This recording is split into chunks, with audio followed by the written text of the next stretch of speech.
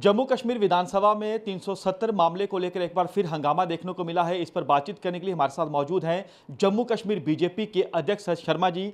शर्मा साहब, विधानसभा में हंगामा हुआ है 370 को लेकर, क्या कहेंगे? जिस तरीके से कल असंवैधानिक तरीके से रेजोल्यूशन रखा गया और असंवैधानिक तरीके से ही रेजोल्यूशन जो है वो पास हुआ, पारित हुआ, आप समझ सकते हैं कि कैसा वातावरण इस प्रदेश में बनाने की कोशिश हो रही है। ऑनरेबल स्पीकर, जिनको उस कुर्सी के ऊपर बिठाया जाता है कि सबके साथ एक सा बर्ताव करना, और आपने देखा है कि किस तरीके से उन्होंने बर्ताव किया। विपक्ष के विधायक, भारतीय जनता पार्टी के विधायक अपनी बात रखने के लिए बैल के बीच में गए, लेकिन उसी शोर शराबे के बीच में इस बिल का पारित होना, वो डिस्कशन के लिए बात कर रहे थे, लेकिन डिस्कशन के लिए उन्होंने कोई हामी नहीं भरी और इस बिल को पारित किया। कितने लोग अंदर थे, कितने लोग बाहर थे, लेकिन ये कहा कि हाँ, और ये बिल पारित हुआ। आप सोचिए असंवैधानिक तरीके से। और बिल की जो रेजोल्यूशन था उसकी लैंग्वेज क्या थी कि केंद्र ने 5 अगस्त 2019 को यूनिलैटरली जो है इसे पारित किया। इसके ऊपर प्रॉपर डिस्कशन हुई थी। विपक्ष के लोग भी उसमें बोले थे, पक्ष के लोग भी बोले थे, और 5 अगस्त 2019 और 6 अगस्त 2019 लोकसभा और राज्यसभा दोनों जगह से ये पारित हुआ। और जिसको ये बोला गया ये पार्लियामेंट की तौहीन है। इन्हीं के लोग सुप्रीम कोर्ट में भी गए और सुप्रीम कोर्ट ने इसके ऊपर मोहर लगाई। आप कहाँ कहाँ की तौहीन करेंगे? आप क्या देश की सुप्रीम कोर्ट को नहीं मानते? क्या आप देश के पार्लियामेंट को नहीं मानते? उन लोगों के ऊपर एक्शन होना चाहिए जो इसका हिस्सा बने, चाहे जिन्होंने बिल रेजोल्यूशन रखा, जिन्होंने इस पास होने में मदद की, या ऑनरेबल स्पीकर जिन्होंने एक पार्टी का कार्यकर्ता होने की भूमिका जो है वो निभाई। आप कहते हैं कि 370 अब कोई जो है नहीं उसका छेड़छाड़ कर सकता, इतिहास के पन्नों में दर्ज हो चुका है, फिर हंगामा किस बात को लेकर? आज भी वहां पर आपके विधायक हंगामा कर रहे हैं। हमारे विधायक हंगामा इसलिए कर रहे हैं कि किसी एक उन्हीं के नेता ने वहाँ पर 370 और जो अपशब्द यूज़ किए हैं।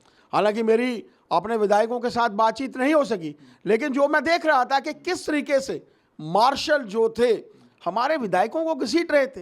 एक अपने इंडिविजुअल को अपनी बात रखने का हक नहीं है क्या? जब एक सशक्त विपक्ष है, हम लोग चाहते थे, और मैंने जब हमारे लोग चुन के आए 29, तो मैं चाहता था कि कंस्ट्रक्टिव वातावरण में काम करें, लेकिन जो रेजोल्यूशन रखा ही नहीं जाना चाहिए था, जो एजेंडे का हिस्सा ही नहीं था, उसको रखा गया और असंवैधानिक तरीके से पारित किया गया, जो अपने आप में दर्शाता है कि वहाँ का वातावरण, जम्मू कश्मीर का वातावरण पाकिस्तान के इशारे पर कुछ लोग खराब करना चाहते हैं, और उन लोगों को जो है वो भुगतना पड़ेगा। अब आपकी अगली रणनीति क्या होगी? भारतीय जनता पार्टी कल भी सड़कों के ऊपर थी, और भारतीय जनता पार्टी नहीं, आम जनता के साथ हम लोग खड़े थे। 370 को वापस लाएंगे, स्पेशल स्टेटस को 35A को वापस लाएंगे। प्रदेश भर में 50% महिलाएं हैं, उनका हक छीनेंगे हम लोग। वेस्टर्न पाकिस्तान रिफ्यूजियों को वोट डालने का हक मिला है, नौकरी करने का हक मिला है, खाने का हक मिला है, वो छीनना चाहते हैं हम लोग। गोरखा समाज को उनका हक मिला है, वो छीनना चाहते हैं हम लोग। वेस्टर्न पाकिस्तान रिफ्यूजियों के साथ साथ वाल्मीकि समाज को, जिनको महाराजा धीराज ने यहाँ पर बसाया था, उनको उनका हक मिला है। क्या ये हक हम लोग छीनना चाहते हैं? कल हम लोग सड़कों पर नहीं थे, आम जनता सड़कों पर थी और हम लोग उनके साथ थे।